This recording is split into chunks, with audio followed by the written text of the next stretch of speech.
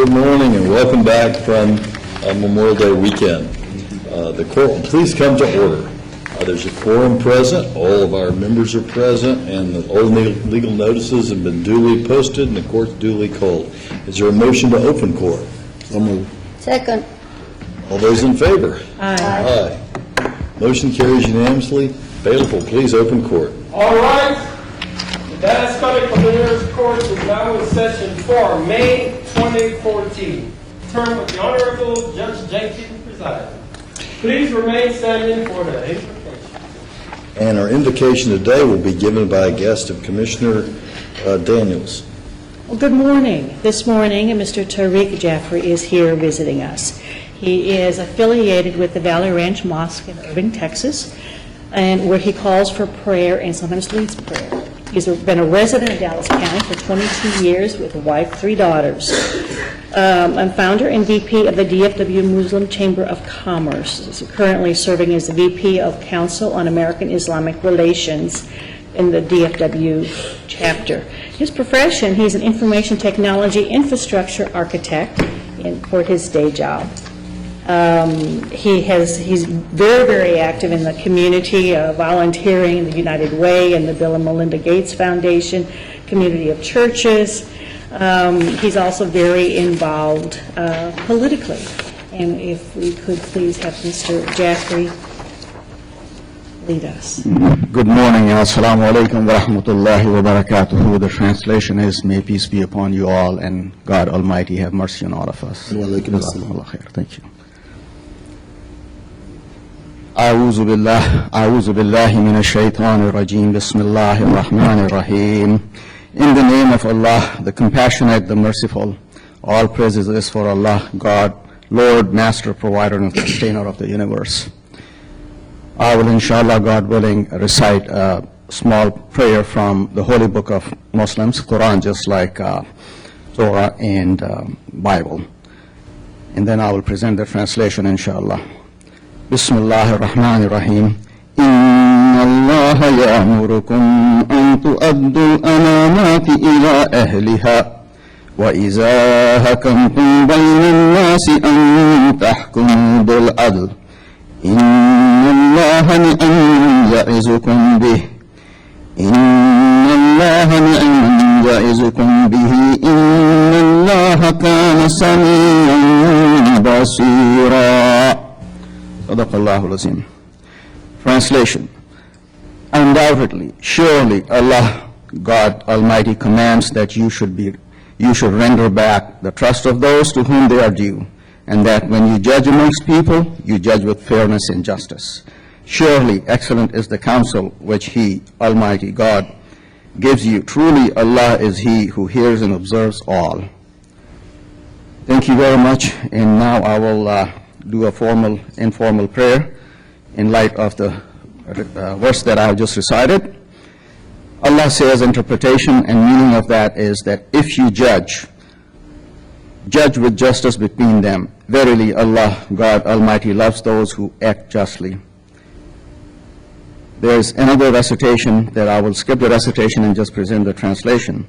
Hence, judging justly between people is one of the best righteous deeds that brings the highest status in the hereafter. And what can be better than love of Allah, God Almighty?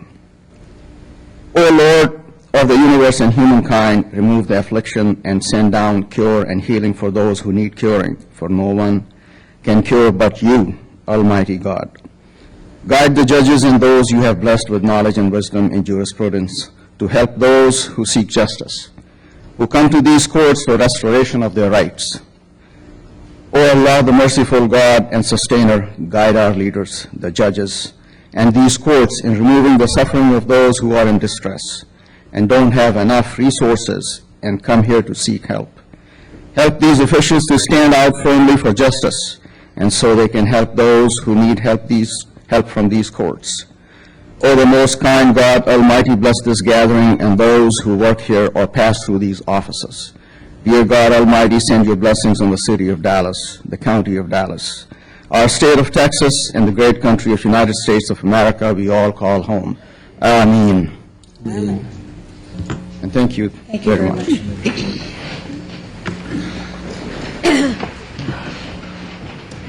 And I have the first resolution today. Will our employees of the month please come forward? Any employees of the month here?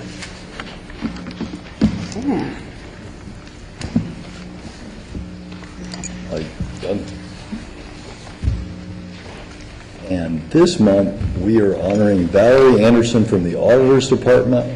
Valerie has worked for the Dallas County Auditor's Office for 17 years.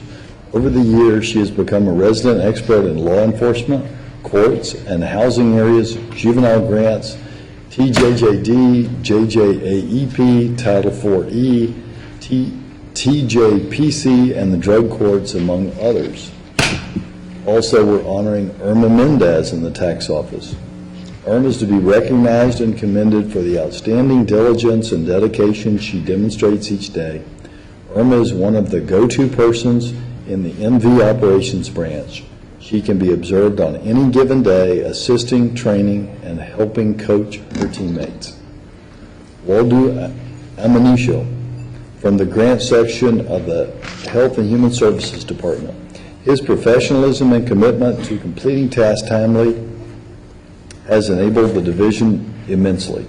In addition to his daily task of tracking grant expenditures, revenue, reporting, and reconciliation, he has helped develop and retool database systems critical for financing reporting. And Darnell Lynch, a detention service officer at Case Tower in the Sheriff's Department. DSO Lynch is a dedicated and hardworking employee. He puts his heart into his work and is always willing to help get the job done. You can tell Officer Lynch enjoys his work and his motivation is contagious. Whereas Dallas County employees are hardworking, dedicated, and play a vital role in achieving the goals and objectives set forth each year by the Commissioner's Court, most employees perform above expectation and ensure that Dallas County continues to be a regional leader and the destination of choice for residents and businesses. Whereas the Dallas County Commissioners Court authorized the creation of Employee Recognition Program in 2012 to encourage recognition of dedicated employees who represent the best and brightest in our workforce. Now, therefore, be it resolved that the Dallas County Commissioners Court does hereby salute Darnell Lynch, Sheriff's Department, Irma Mendez, Tax Office, Waldo Amanisha, Health and Human Services Department, and Valerie Anderson, Auditor's Office, for being selected as Employees of the Month in March 2014 and offers best wishes for continued success at Dallas County, and I so move. Second. All those in favor? Aye. Aye. Y'all want to say anything? Yeah. You ain't got to.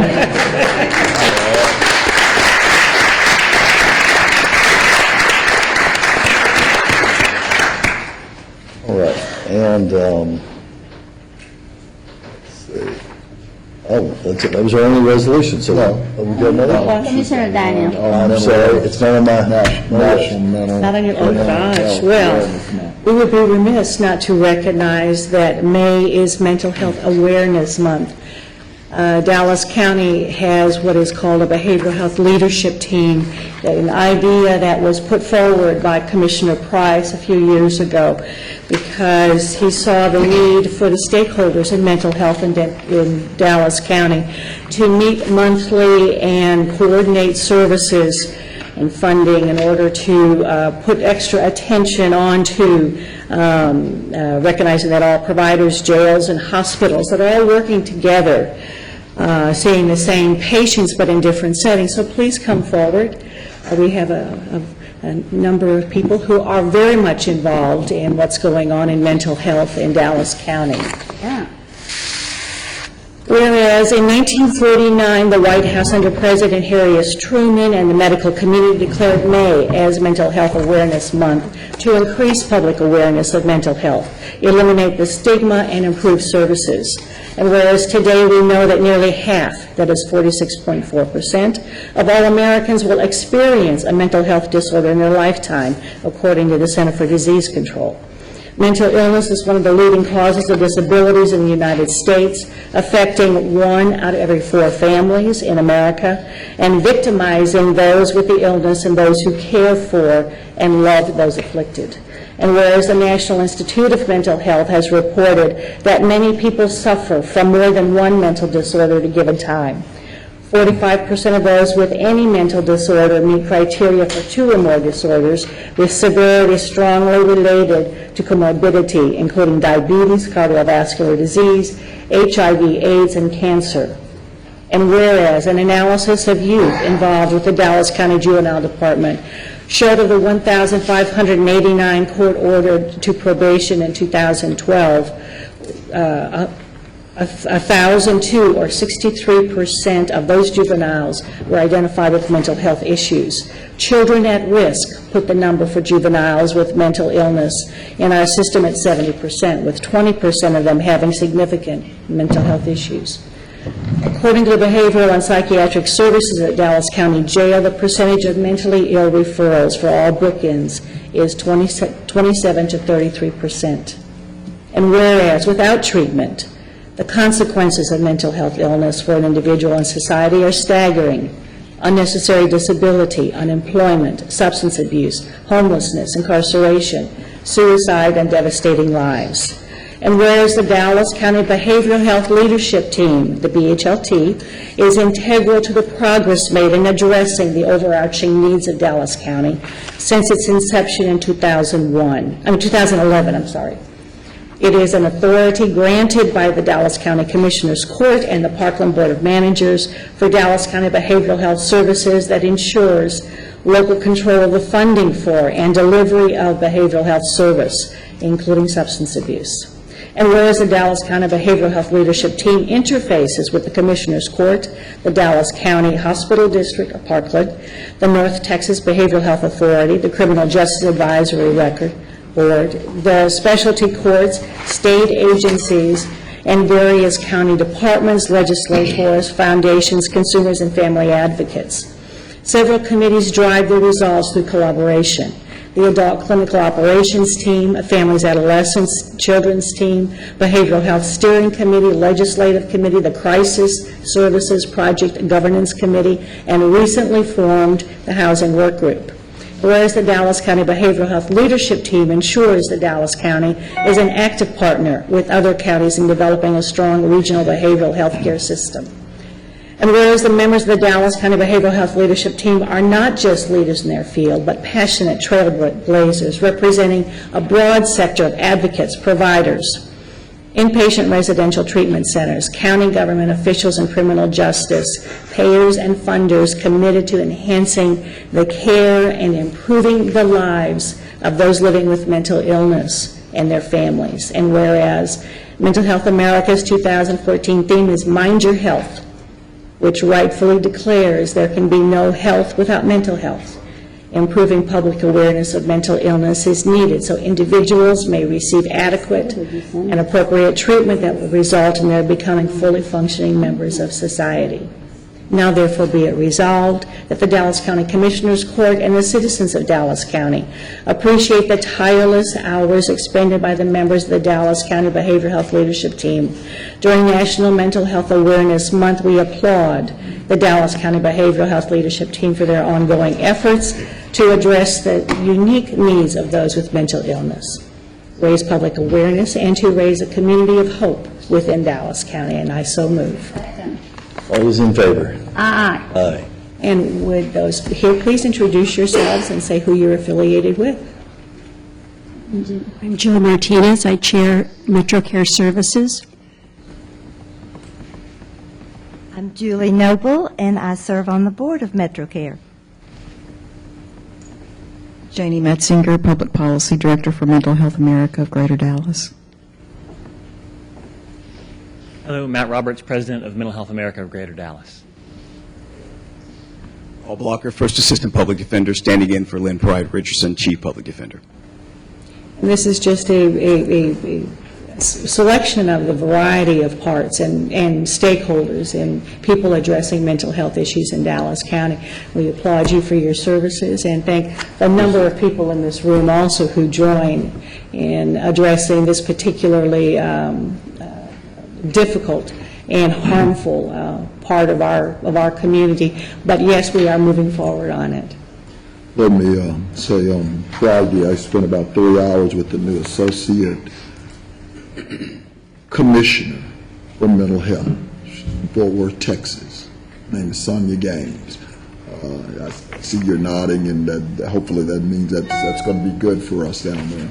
We had a very good tour of our facilities, both our safety net in terms of the hospital in Green Oaks, and we went by Parkland as well. Ms. Gaines apparently, like I said, is from Fort Worth and apparently knows quite a bit about what we're up against in the North Star region in terms of the whole issue of equitable funding. She was quite receptive. This evening at 4:35, we will have a mental health graduation at the juvenile department. So I say all of that, and Dr. Daniels talked about 25%. I sent a recent report with regards to our jail. At least 25 to 27% of the individuals that come into, I think, in our system are candidates for, quote, the North Star eligibility. But I'm not so sure it's not a higher number than that. What happened this past weekend that has grabbed all of our attention, University of California, Santa Barbara.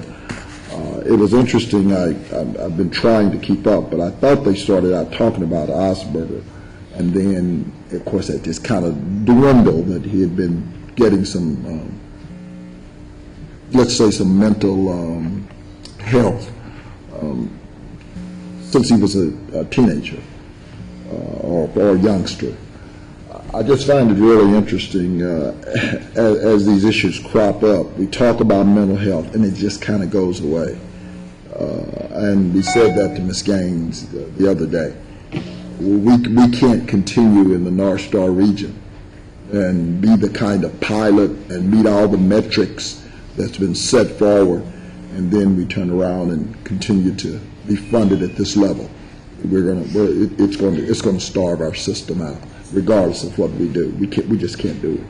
So anyway, hopefully she understood that. She went into a weekend with that on her mind, and hopefully that's a new pathway for us, since she's only been there for about 4 months. So I look forward to working with her. And I want to thank, obviously, Commissioner Daniels and all of you for being here today. You know, Ms. Martinez, thank you for being Dallas County representative. You know, we appreciate all the work that you all do. I know that as a member of the North Texas Behavioral Health Authority with Ryan Brown and Ron Stretcher, you know, you do a fantastic job. I mean, all of you. And we couldn't do it without working together. Like Commissioner Price said, the challenges are big. They're coming, and they're coming strong. So this next legislature session, we're going to have to be on our toes. And I know you're all ready. I know Ms. Metzinger is more than ready. And we have to be ready to educate and be sure that equitable distribution of funds is there for all of us. I love your motto, and of course, I totally agree. There's no health without mental health. So thank you all for being here. Thank you for continuing to be in the forefront of battles that, you know, we wish we didn't have to have, but we will continue having. Thank you. While you're coming up for a picture, we'd like also to say that co-chairing Commissioner Price, the BHL committee meeting, that it is an organization, it is a group that meets regularly, but I've written at the top of my page more than once, this is a group that is not scared to get their hands dirty in keeping up the efforts to see what we can do to address the issues that our county is facing. So just as the kind of the final note on that, thank you very, very much for your continued efforts, your undying efforts on addressing the issues. And Mr. Stretcher would not be... I want to get on the picture. Well, then please come forward. That's right. Mr. Stretcher is on board. And Paul, as you come forward, come on. I want to commend the Public Defender's Office. This weekend, I was taking place in an activity where we walked a long distance, and How long? Well, some people walked for 20 hours and 14 minutes. It was they Oh, I know. carried a load. And it was raining on us, and everyone was really tired, and this very bright, happy, enthusiastic person comes running out of the crowd with Gatorade for everyone, and she says, "Judge Jenkins, I'm in the Public Defender's Office, and I've sent you an email. In my spare time, I have a Boy Scout troop of inner-city kids, and 4 of them are going to be made Eagle Scouts next month, and we'd love to have you attend." And I think it's an example of the above and beyond work that the Public Defender's Office does. 4 Eagle Scouts for this lady's troop. That's an amazing thing, and everywhere I go, when I see a public defender, they're involved in something beyond just being a public defender. And the Eagle Scouts are out of South Dallas. He didn't say that.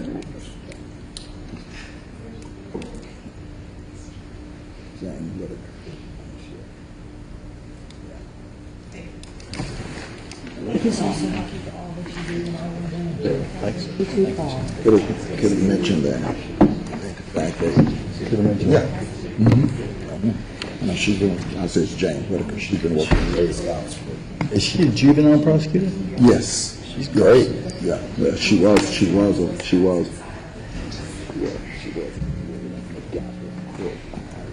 Well, she kind of went through this. She walked me over and gave me history. She walked me over and gave me history. We took her out. All right, that takes us to the consent agenda. Is there a motion on items 1 through 7 excluding, 1 through 7 and 9 excluding 8? Excluding number 8, correct. That's a motion, that's a second, okay. Any discussion? All those in, let's get that up on the board. That was a motion by Commissioner Garcia and a second by Commissioner Daniel. All those in favor? Aye. Any opposed? Hearing none, motion carries unanimously. Next, we'll take a motion on item 8. So moved. Second. That was a motion by Commissioner Cantrell and a second by Commissioner Garcia.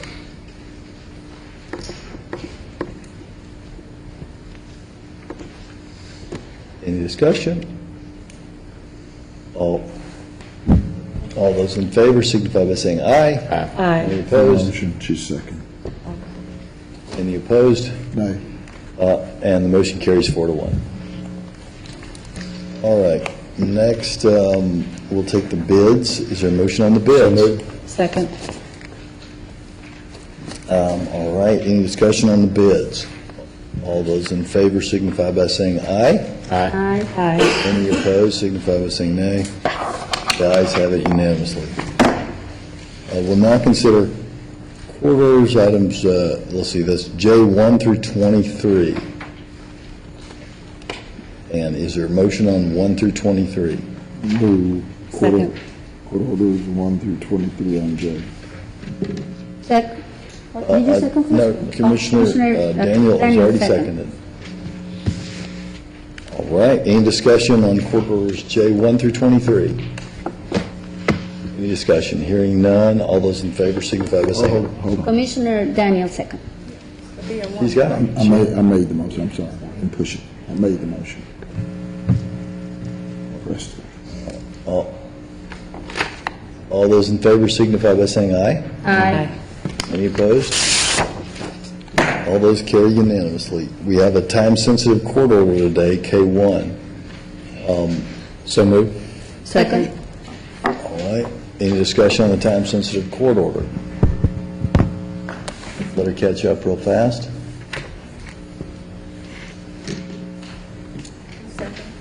Commissioner Daniel.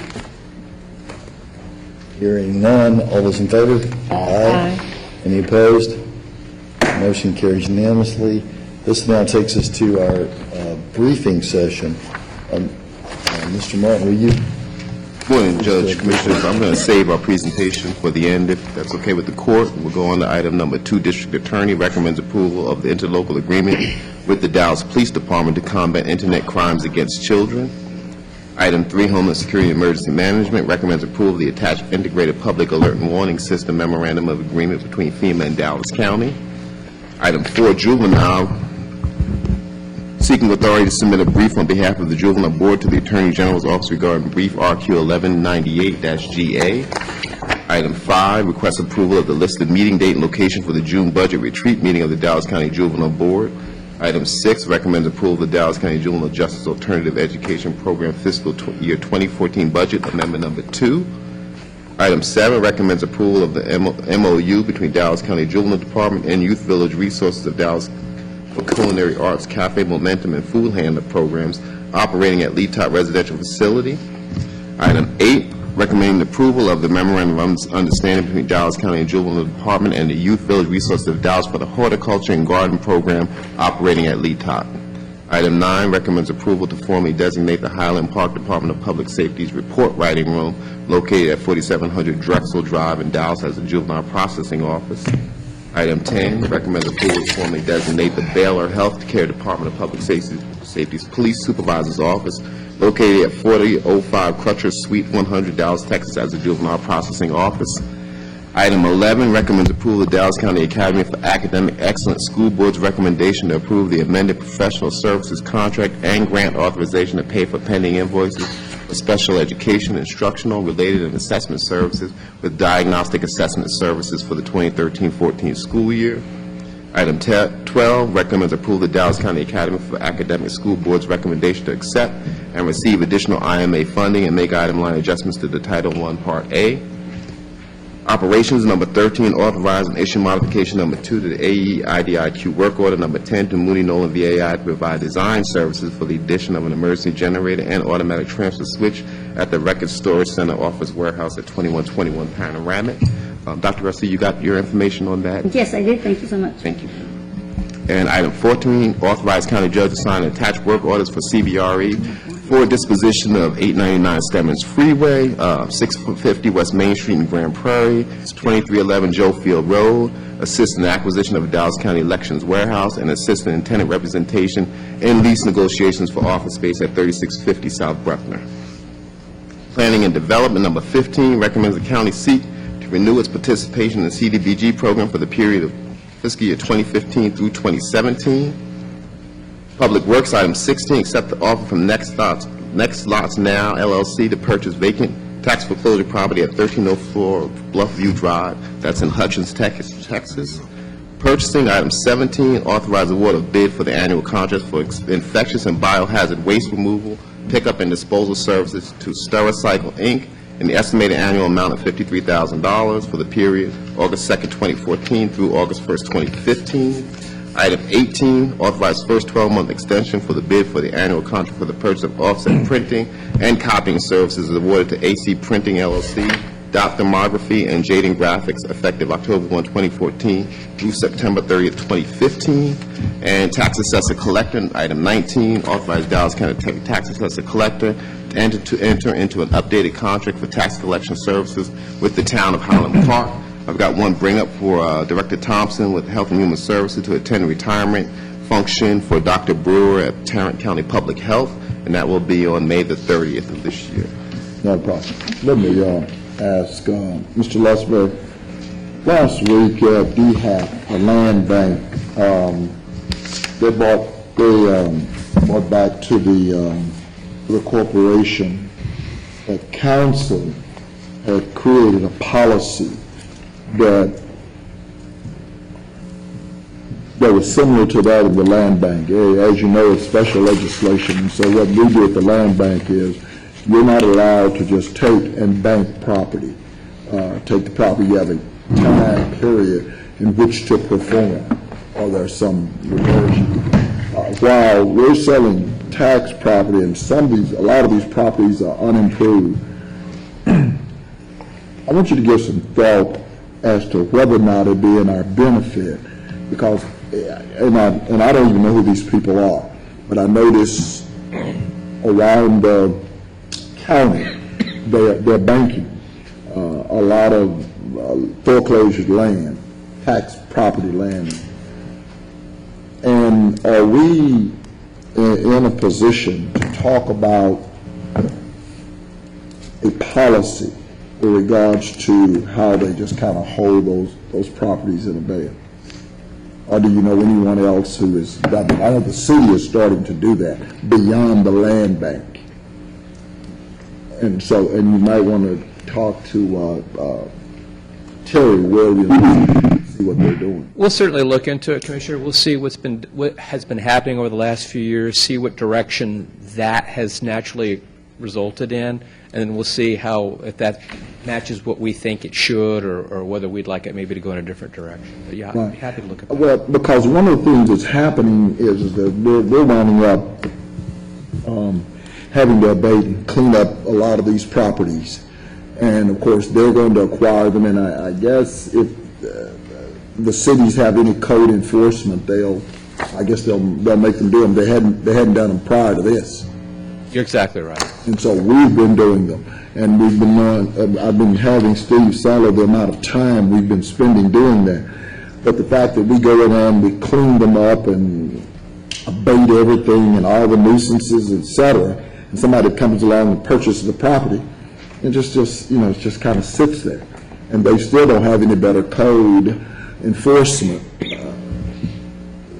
compliance. I'm sorry, code compliant than they had in the past. So I'm just wondering. What you're saying, Commissioner, let me see if I understood what you're saying. What you're saying is once they get bought, these lots, sometimes they take it to the county to continue to do some of the enforcement? No, they just kind of sit there. Some of them just Okay, but they're banking them and they're not doing They're anything with banking them. them. If I remember correctly, they used to have a timeline to develop them. Not at the county, and that's what I'm Not saying. at the county, but at the city they do, Well, right? and that's what the housing committee sent back to us at Dallas, at the land bank. They were holding up some of our issues because the city had asked for just that, and I was wondering if we had, quote, any kind of authority or.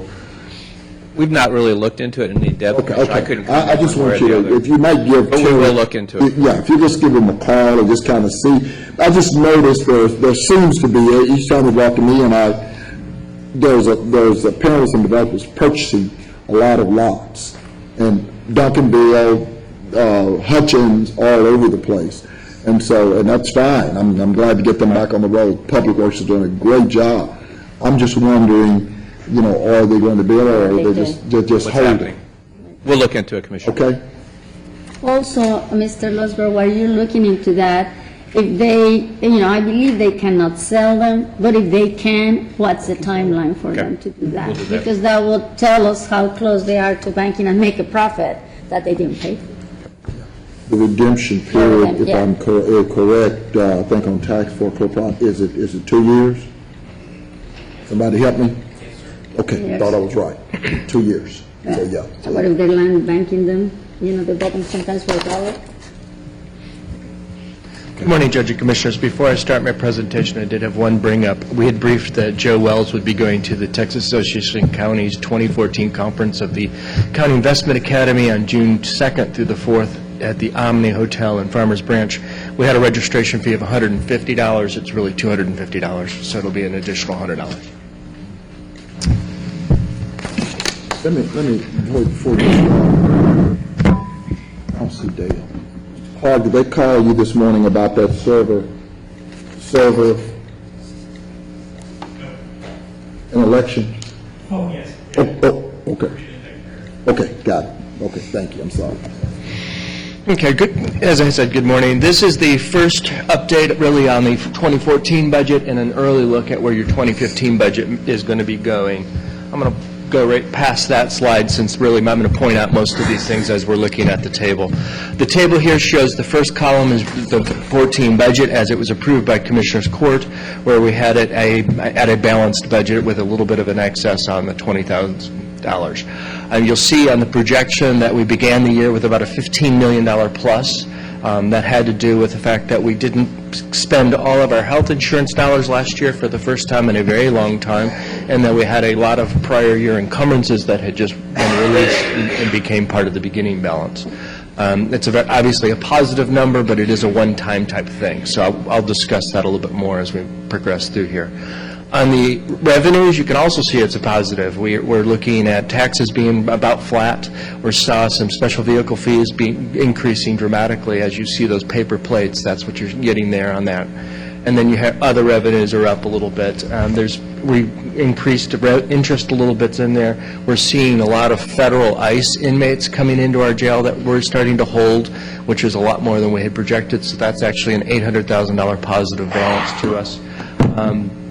Mixed beverage fees is also up. There was a change in the legislation that allowed us to collect a little bit more dollars, so it's about $2.7 million. This is an early look of what Virginia has done. We'll continue to refine those numbers as we move forward. You can see that we rolled over encumbrances of $8.6 million, so we ended up with a $517 million total sources in the general fund. On the expenditure side, salaries are tracking perfectly fine. They're actually down a little bit, but that's to be expected. We are seeing a little bit of an increase in our overtime. I'm going to be bringing forward a couple different suggestions on how we can make some changes to that. A lot of that is in the sheriff's office. One of the changes the sheriff's already implemented is they are moving some people out of the traffic program because they had, due to the training way they were doing their training, they'd actually overstaffed traffic and had an understaffing in the bailiff and the warrants division. So they're moving those officers back and to reorganize everything, so you should start seeing some decrease in overtime as a result of that.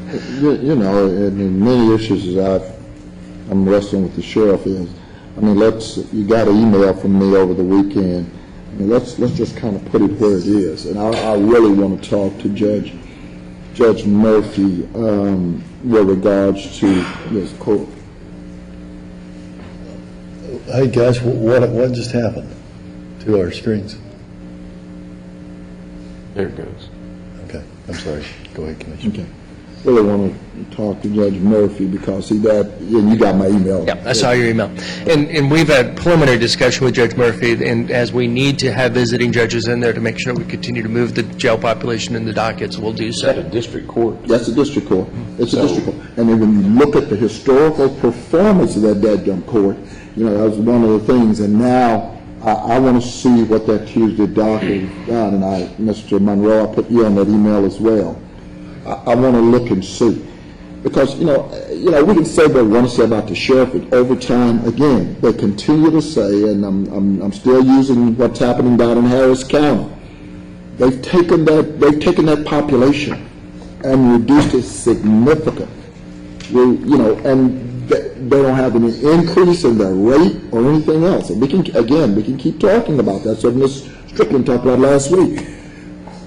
This number is going to continue. And I appreciate what you do, but this number, this is just showing a couple of $1 million. But you know, it's going to be a lot more than that, based on what we continue to see that population kind of maintain at that 6. Don't seem like we're able to fall below 6 now. Right. Jail population clearly is the driver of the majority of our expenditures, and we've continuously look at different ways to attack that, and we'll continue to. Ron Stretcher and I are starting a dialogue to take a look at some of the things that are happening with pretrial release to see if we can't increase the numbers there, and that's, you know, we'll just keep plugging forward. You're absolutely right. It's very difficult to get judges to change behaviors, and it's even more difficult, it seems, to get coordinators to change behaviors. Yeah. Could we get more detail on this to see in particular where the overtime? Absolutely. The auditor's office on a semi-annual basis does post that out on our website, and they do a briefing that lets us know when they've refreshed it. So, but I'll be glad to get them to provide you the link. And if you have any specific questions on that information, because some of that is difficult because it's just raw numbers, and you don't have the behavior behind why some of that stuff is out there. I'll be more than glad to give any answers to those pieces. Ryan, I've noticed that you're talking about the behaviors, but what I've seen is that some of the jail chain numbers for some of the judges have inched up. And is it election cycle related, or is there a change in staffing in their courts, or what would it be that we could do to help them get those back down to where they were, say, a year ago or 2 years ago? Systematically, the only real change in the system in the last 90 days was the prosecutor module coming on a technology that did have a backlog impact, but most of the backlog was occurring on the bond side. So we've added some additional extra help to process those cases through. It shouldn't have really had an impact on the jail side. So it's just, it's seasonal in some cases, but it's also just, it's up from where we were last year at this time. Yet the number of bookends is down. Yeah, So bookends are down. I know. Well, Lincoln, Election time. well, you can say election. Well, election's over. Yeah. Election's been over for 2 months for these folks. And what we've been doing is tracking them. We've been tracking that for the last. Election, I give people some grace on that. I understand that. I don't like it, but I understand it. But it's been 2 months, so. Lincoln, let's talk about, what's really going on. Well, one of the real keys is the activity of the court coordinators. There are 17. We just gave a raise. But There are 17 felony court coordinators. Some of them are extremely on top of their dockets and on top of the defense attorneys. Some, not so much. Paul Blocker and I literally just commenting in the back of the room that sometimes some of the court coordinators don't even show up. It makes it very difficult for those jail change to be addressed, to be attacked, to be brought in and dealt with if you don't have a complete team effort from. You're saying the court coordinators don't show up to work? There are a couple of them that sometimes they're not always there. I mean, whose employees are they? They have time off. They're the judges. Strictly the judges. Yes. And that's one of the reasons when I got that other email and I sent it, you sent back and said what court it was.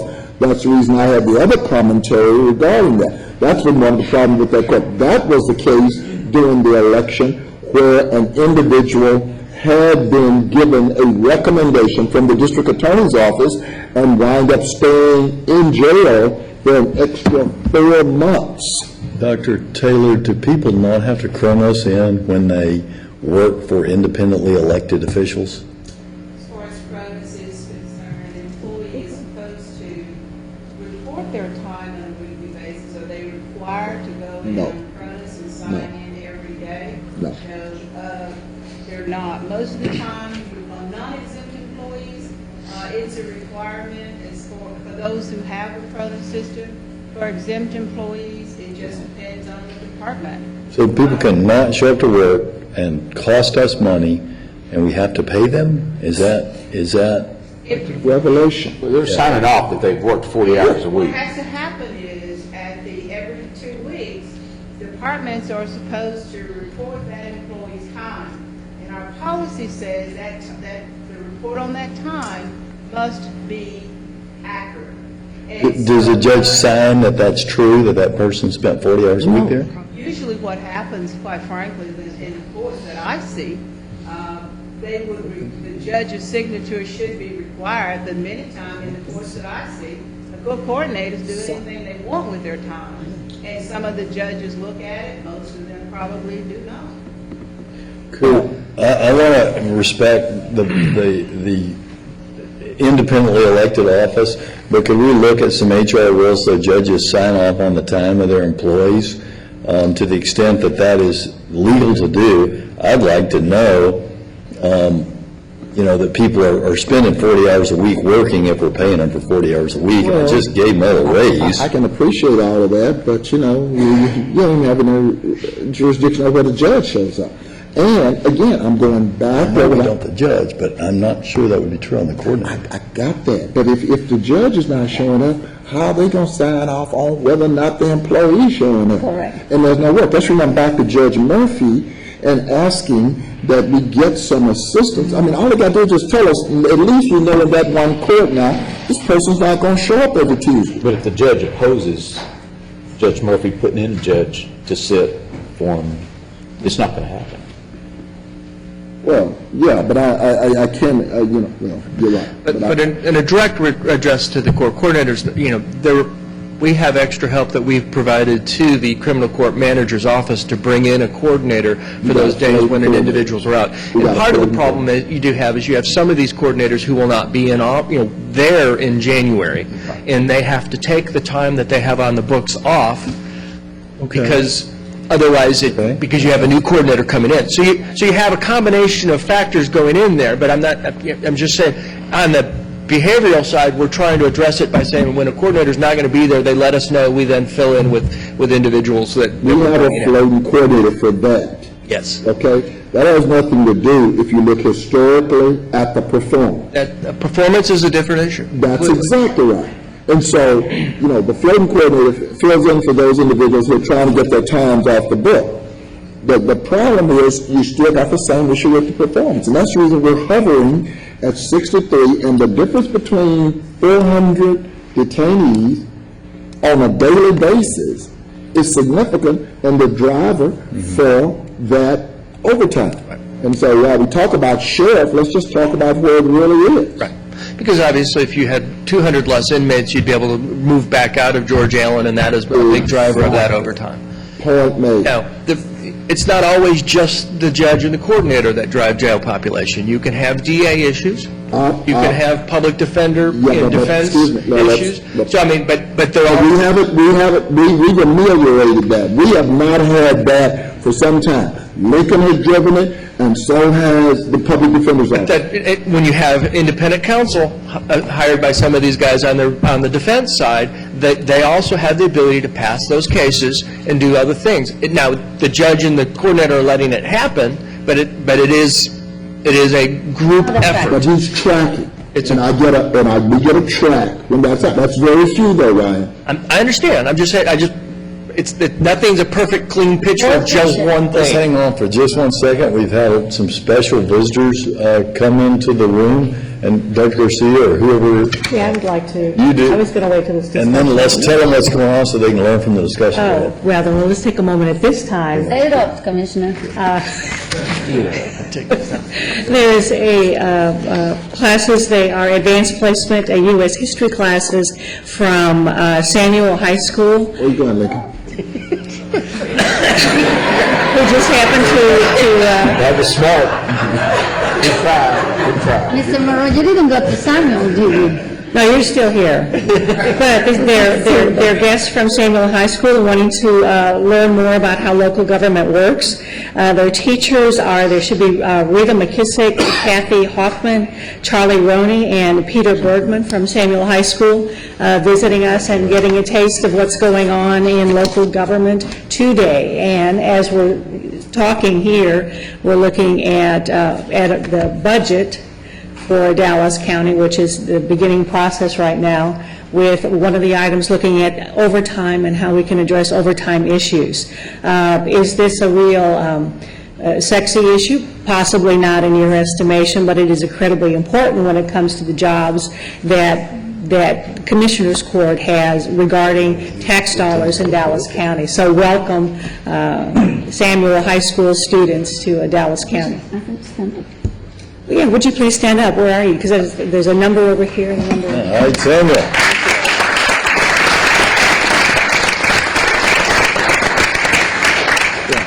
Well, the bottom line is, and I appreciate, thank you, Commissioner.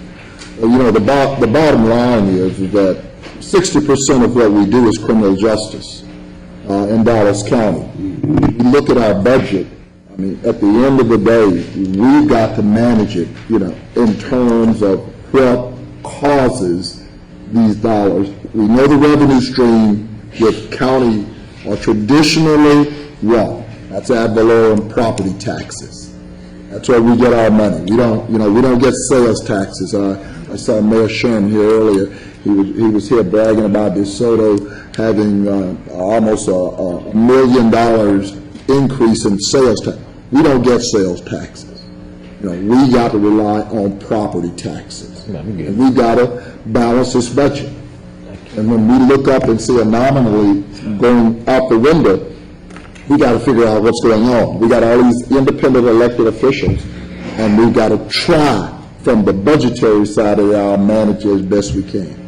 Now, let's get back to Well, there's many factors involved in this. But again, I really want to continue to say about Sheriff. I think Ryan put it in perspective, and I definitely want to continue to give Mr. Monroe as an administrative attorney, district attorney's office, Mr. Blackham, Ms. Richardson, in terms of how they continue to manage that side. You're right, we do have some issues, but we could, just to close George Allen makes a big difference in our bottom line. And at 6,300, we can't close George Allen.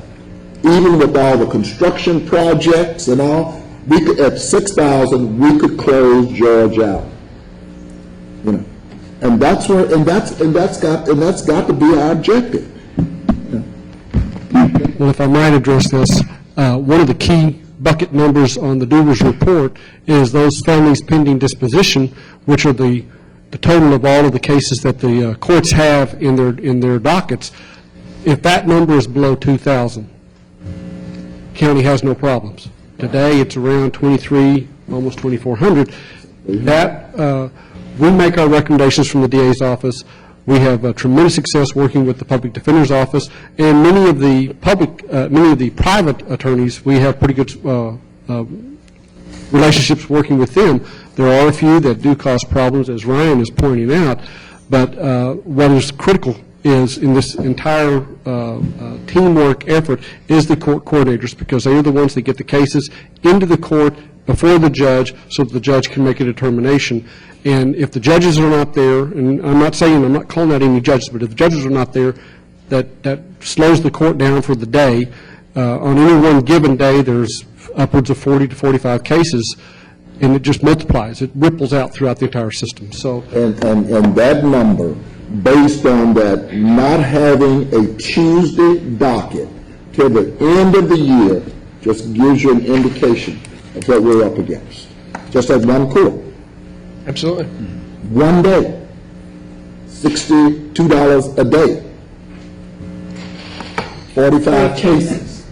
And so, you know, and I would continue to bring it up again. I just want, and Commissioner, I want you to understand that I have asked Ryan to meet with Judge Murphy. I've met with Judge Murphy, and I want to know what judges give us some resistance in terms of not wanting somebody to sit for them. And are the magistrates not being able to handle some of those jail chains? They're handling. Yeah, the criminal district magistrates are handling what they can handle. They've actually also recently stepped up and are filling in for the occupational license issue that when Judge Russ left on the county criminal side. That's actually going to have a real positive impact once we work through all the pieces on that. But yes, they are there, they are working, but it's the requirement that the judge say, I'm willing to send it to that magistrate to hear the plea or to deal with the case. That's the issue. Well, you know, if they get a retired judge in Dallas County where we're not paying a per diem, I mean, it's a good deal for us. I mean, which is why we have Judge McDowell. Yeah, we have several judges we've brought in on that to try to attack specific things, and we're taking a look at some of the workload of those judges to make sure that they're still at the level that they were at originally when we created the positions. I just want the court to be cognizant of when we say this stuff, exactly what's still driving it, and if we don't, I think if we don't bring it to fruition, it just doesn't get there. Thank you, Mr. Monroe, for what you and your office continue to do. I don't know if you're going to go down the Okay. Staying on the middle column, the extra help is right about where it's targeted for budget. Health insurance started the year looking like we were going to see an increase, so I've kept it there for now, but the last couple data points have shown it to come back down a little bit, so that one may actually come back in at budget.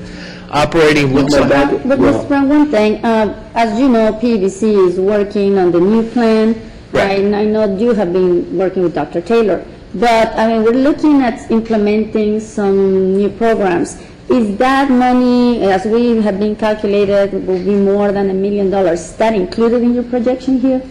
I think what you'll see ultimately is that the projection here is the current year. Any changes we're making won't actually occur until January 15. And so if this comes back down to budget, then you'll see I have an increase in there staying Okay, at so that. you're based totally on what we discussed before, nothing forward. And I think that if we do that wellness plan that they're talking about, it'll be a positive impact. It will probably have a cost up front, but I think on the back end, it should actually start showing some results. I'm not going to talk a lot about extra help, and I'm going to deal with that in a couple weeks, but there are some issues still with extra help as well. Correct. The big driver in extra help is summer people in the district clerk, county clerk, tax office, in peak season tax office, and then elections. And elections, obviously, is almost completed, their extra help issue for right now. Okay. Operating looks like it's up, but remember, that's just the encumbrance rollovers that you're seeing expended. Court costs are on budget. Placement looks like it's down. That's one of those, because of the timing of different payments, it gets interesting. So we'll continue to monitor that one and work with the juvenile department. What does that refer to? These are placement costs when an individual in the juvenile department's convicted and put in a placement, and so these are outside placements. Obviously, for 15, we'll start seeing that come down again because we're going to be rolling in the LETOT expansion, and so there's going to be a shifting of placement dollars to salaries as we bring people on. So I'm kind of assuming right now, for purposes of what I'm doing, it's a wash. It's offset. Right. Utilities, remember this year we moved it into the capital plan, but there was $1 million worth of encumbrances that were paid and that were out there that rolled over and then were paid. So that's what that is. That's why you'll see it zero out moving into the next fiscal year. I'll continue to monitor to make sure that the payback is there and that we have the proper tax rate to cover that. You're going to provide us with that, I think, quarterly or something, showing us an update on that. Yeah, as we move forward. Obviously, we're kind of waiting for the Schneider project to continue to move in through the cycles. We're monitoring it on a quarterly basis. I just haven't shown it to the court yet because we're really not that far down with getting the projects completed. And on utilities, we are trying to lock up some of those rates on a go-forward basis at this number, so we expect probably 3 or 4 years of stability. Right. Depending on what contracts we can go ahead and get. Yeah, P3 did an excellent job in locking in a good rate, and then they probably, I assume what you're talking about is they're looking at expanding it into some future years. The state also offers About 2 years locked. P3 locked it in for how long? We're locked in for a couple of years, but we're negotiating the end deal of getting another couple of years out of that. Right. So that'll give us a good lock, and rates, because of the price of natural gas right now, They will give us another 2 years extension, but with the same criteria, same opportunities to lock it whenever we It floats at that rate. It floats on a hedge, so it's not exactly the same at any given time, but you're locking in these low numbers. The key is natural gas. Yeah, you're locking in numbers based on, you're hedging to lock in numbers based on what the price of gas is today, guessing that it might be higher 3 or 4 years from now. I understand that, but what you're saying is that we're looking at an extension of the project, of the program, right? Yeah, and we'll have to see what the rates are when An opportunity to lock whenever it's Right. And we'll have to see what those rates are and determine if it looks like a good deal. In addition, the state has a plan where, on our large users of natural gas, the jails and Cook Chill and about 2 other places where we can purchase that below the rack rate for effective purposes. So it looks like that will actually have a savings for us as well. So as we finish that analysis, we'll push that through and do that contract as well. Grant match is the next category. This looks like it's up $500,000, but that really was a shift. This was for the clean air where we added $500,000 to grant match, but we had a shift in the capital funds because the COG gave us additional funds this year to pay for that. I sent out the letter that we talked about a couple weeks ago, letting them know that we're expecting to size down that program as we move forward. Workers' comp looks fine, it's right on budget. Capital looks like it's up. It's because there's a couple things that I've folded into this where we've spent some one-time dollars. This goes back to the fact that our beginning balance was so big. There's a lot that, since that's not a reoccurring balance, you want to start spending some of that on one-time events and get it back more into a balanced budget on the sense that the revenues and reoccurring expenditures will match out better. Welfare looks like it's up a little bit, but I'm not too worried about that. I think that's going to trend back down and be fine. Moving into 2015 for a projection, you're still looking at a positive balance of about $16 million over the target for the year for 14, so you end up seeing the $63 million number there. The taxes go up to $297, that's a $17 million increase. That's assuming that we'd keep the rate the same and we receive the full 6% increase in property values that I had projected. You can see the continued trend line on the special vehicle fees, up almost to $2.5 million. The other is looks like it's down. This is primarily just because it's an early estimate from the auditor's office. There was an indigent defense dollars that we got kind of extra, a bonus payment this year from the state. They had a buildup of some dollars, so it was about a $1.5 million. Obviously, we won't get that in 15, so she's factored that back out and then made some other adjustments so that it shows a downward trend, but I'm not worried about that either. Encumbrance rollovers, we won't know what that number is until October, so that goes to a 0, so you end up with total sources of 515. On the expenditure side, you see salaries jump up about $18 million. I've folded in here the assumption that we do the change to the law enforcement step plan and that we do a 5% compensation adjustment for other employees. So that's roughly a 5% straight across the board.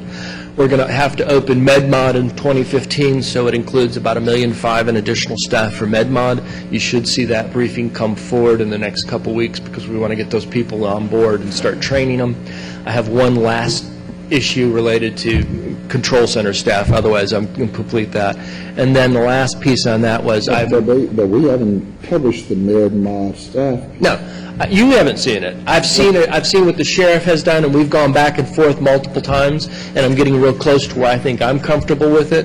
We'll need adjustments once we actually move into the facility and we see what the medical and mental health services become with Parkland, because there's a concern that will they increase the amount of services they're providing, and that will have a staff impact.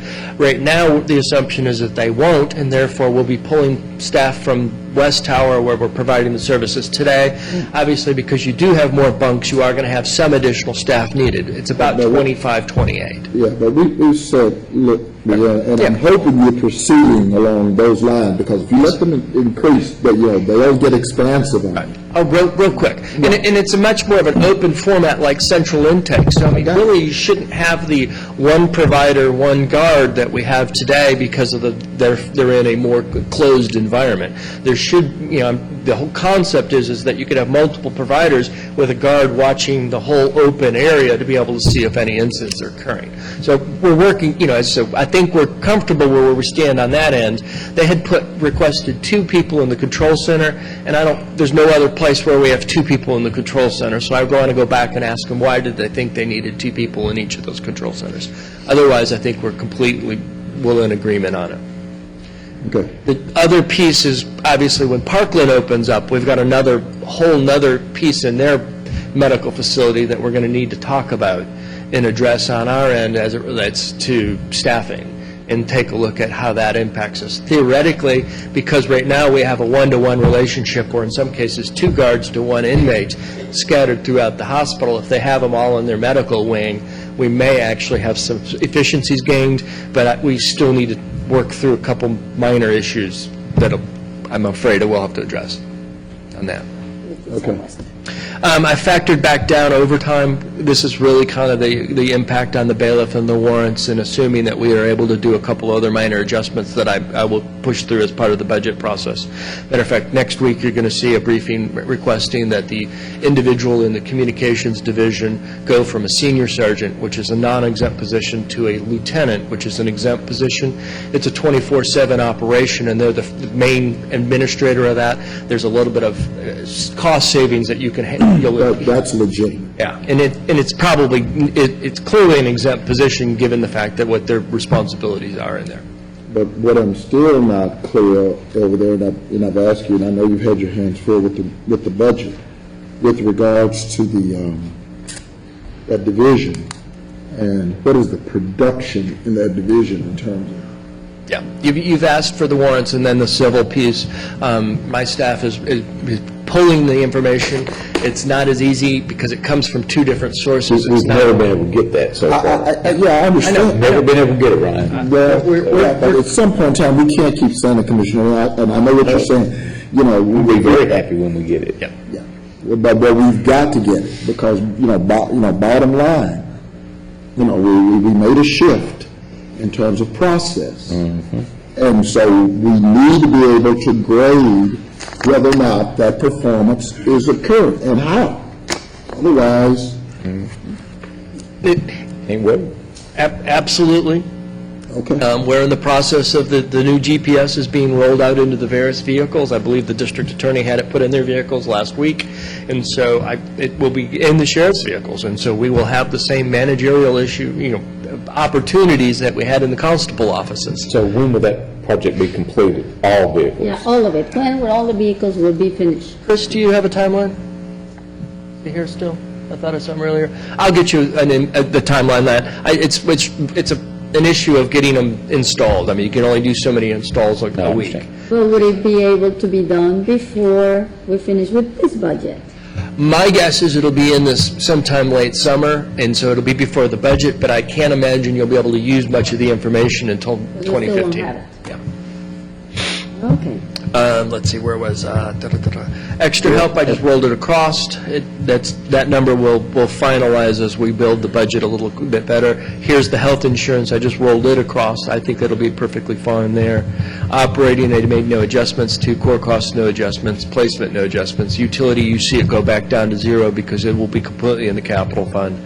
Grant match, that number's going to look substantially different by the time we approve this budget. I still owe you that overarching review of the grants.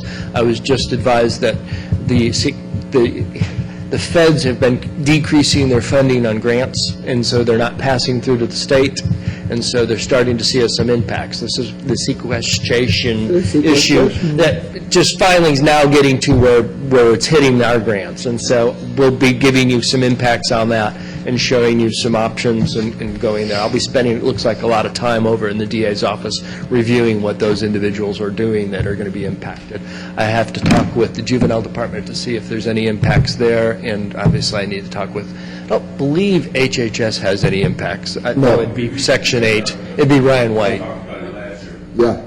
And that's what I basically put everybody on notice last year. Everybody thought it was kind of like a one-time, it's a 10-year hit. It's a 10-year hit, and I think whatever percentage, we ought to just calculate that throughout the process. They'll take that kind of hit each year. HHS took ours, we talked about last year. Oh, no, I know you did. You were preempted. Right. Workers' comp is flat across. Capital, that shows just the $500,000 or $1.5 million for vehicles and $1.5 million for replacement equipment. That number will What is that doing our inventory now? We were behind on replacement vehicles. How far have we caught up? We are caught up almost completely. Yeah, we doubled up in an earlier year using up some of the capital dollars that we wanted to do on a one-time thing. So we're sitting quite comfortably. We're getting the vehicles in now, and we're doing okay on that. And then the welfare number just comes across. So given the fact of what I've folded into the budget, which obviously will get refined as we continue to work on the 15 budget, and you guys make final decisions on PIRs and staffing, this presentation shows a minor or negative number of $3.3 million. Nothing that at this point I would... We had total PIRs of what? Total PIs were 237 positions for $16 million. So since I put in a plug number of $2 million, that shows you real quick that a lot of the requests will either not be funded, or if they're funded, will have an impact on the ability to give pay raises. Right. Well, I just wanted to, before we start our budget hearings, for everybody to understand that. No, we said that. I mean, it's kind of like the, wishful fountain. I think departments recognize that.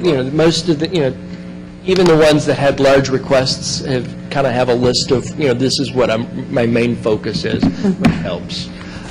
Through the remainder of May and into June, the Budget Office will continue to work on developing our recommendations on the PRs and getting a baseline budget book that we will give to you guys on June 16th. Budget hearings will be June 23rd through the 26th. The final schedule will be determined once we've sent out budgets to departments and have talked with them and determined who wants to actually come and talk to Commissioners Court. July 8th is your Parkland budget hearing, July 20th. Right there. Yeah. When are we going to get When are we going to get? I'm assuming this year, in discussions with Daryl, you've already asked for the same line item budget that you asked for the prior year. I can't wait to wade through what was that, about 2 feet of paper? Oh, well, but it was the best 2 feet of paper I Yes, ever but seen. historically, they've come in and sort of given us a heads up Yes. on what they're looking at. We haven't seen any schedule for that I'm this supposed to year. get that with the line item budget within the next 30 days. Don't get it well before the July hearing. I told Yeah. my meeting Well, next about 30 that. days. Well, but they were coming in before June last year. So by mid-June, we should have it. That won't work, 30 days, no, that won't. Oh, mid-June. It's up to 2 weeks. Had it by He then. basically, They're not basically, complete with it yet, so. Yeah, by mid-June, like so, They're complete with it, okay, they're gonna have a copy for you guys. okay. So we have 3 weeks to go through that 2 feet of papers before the hearing, okay.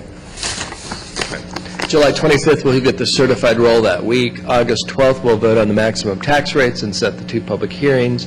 I won't read the rest of this, but that's basically, judging given the fact that where the budget hearings are and everything, I anticipate that we will effectively be done in that first week of August with all decisions made, and put it together. It's Election Day, go vote. Where does that put us on the effective rate? The raw rate will be above the effective rate. I haven't done a calculation yet. I'll be getting with the tax office for them to be able to, because they post that in the newspaper and sign off on that. When we have that?